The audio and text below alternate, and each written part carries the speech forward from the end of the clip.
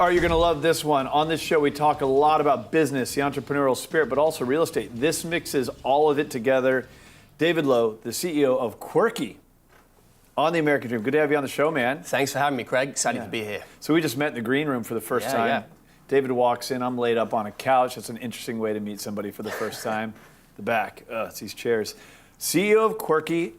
We got a lot of cool stuff to dive into today, but there's one thing that you brought to my attention, that the United States is ranked 14th on a happiness report. Yeah. That's not good, man. It's no. When I first read the stats or the report, I was astonished.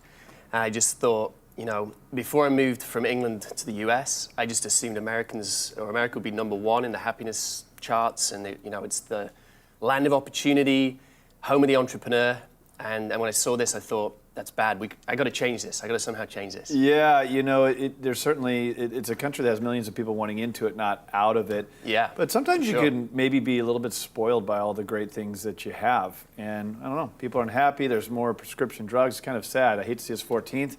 But you're a guy who wants to change the world, man, and you're very passionate about it. Oh, yeah. Qwerky is an interesting concept. Let's talk about it. So you're talking entrepreneurs, co-living, real estate. Tell us about it. Yeah, it's a co-living community for like-minded people. So if you're an entrepreneur, for example, come to Qwerky, live with people like you. You'll be part of a network instantly. We're aiming to have about 50 people in the first community. And so you can collaborate with people, you can learn from experts who are going to be coming in and talking, and we're going to help accelerate your success. So you're building communities across not just the country, you're looking into other countries as well, where you get like-minded people that are going to live in the same community, pay rent. Yep. So you're paying rent. Memberships. We hate the word rent. Okay, but memberships. Yeah. And what it does is it puts you in a community of like-minded people to just build ideas. Yeah. And that's fascinating. Does it have to be entrepreneurs? We're especially attracting entrepreneurs, digital nomads, and creatives. That kind of our three. Where's your passion come from on this? Back in 2008, when I was trying to kickstart my entrepreneurial career in London, I found that I wanted to, meet people who could help me, who I could trust, and I spent years trying to build my network. And I thought I wasted a lot of time. And back then, I was looking for co-living, but it didn't exist. Sure. So when I came across the US, and I launched my first business, got that going. I worked on that for 5 years, but I always knew in the back of my mind that this was the big business. Well, so you're from England, started there. How Yeah. would you compare England to the United States as far as being an entrepreneur? It's a little bit harder over there. When you tell people, you've got an idea, they kind of think you're a little bit crazy, and they'll say, get back into full-time employment.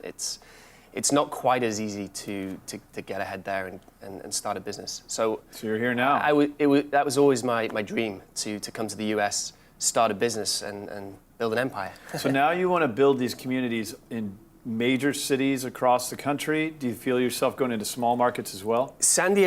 We've chosen San Diego because we feel like your hub. As the hub, as the launch location. So we feel like there's a startup ecosystem here, but it's in its infancy, and we really want to bolster this and encourage entrepreneurs to start their businesses here and stay here as well.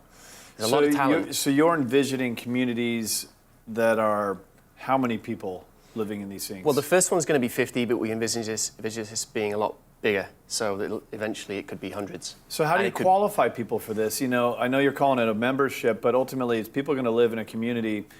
You have to identify the location, yes. right? That's a project on your hands. That's key. So I'll just assume you're going to work that out. How do you accept people into these communities to be a member?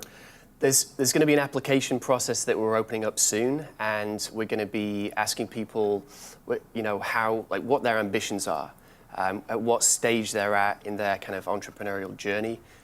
In the case of digital nomads, where they are traveling, in the world, and so once we've identified these people, we can kind of almost prescribe the right amount of time to be in the community that we would recommend, and how we can help them.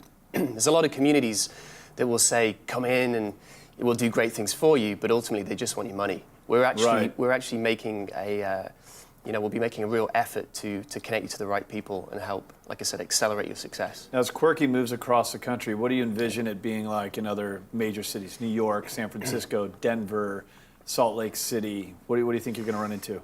We're really keen to look at the cities where it's like a growing entrepreneurial ecosystem. It's not necessarily there, like in New York or San Francisco. It's where we can have the most impact.